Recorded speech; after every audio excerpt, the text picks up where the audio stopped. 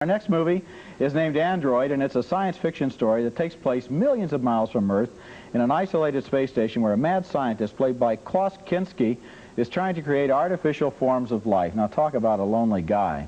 One day, Kinski and his assistant, an android named Max, received an SOS call from a spaceship in the vicinity, and Max is thrilled to hear that there's a woman on board the ship. And Kinski, though, is annoyed that his research is being interrupted. Some people arrived. I put them in the foreman's quarters.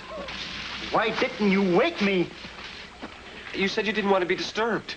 Max, I warned you. You are not under any circumstances to make your own decisions. Yes, sir, but the code specifically states... Don't tell me about the code. What type of ship are they flying? An SCRP. How many are they? 3, sir. And one of them... You didn't say anything about the experiment?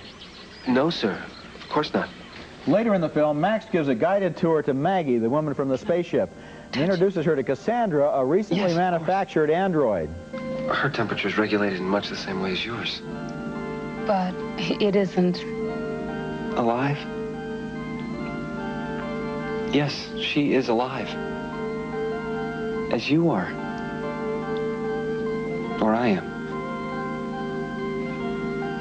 Of course, she'll function with a degree of elegance and sophistication far beyond my capabilities. I guess you could call Android sort of a cross between Silent Running, that movie about Bruce Dern isolated on a lonely space station, and Invasion of the Body Snatchers, where your best friends might turn out to be pod people.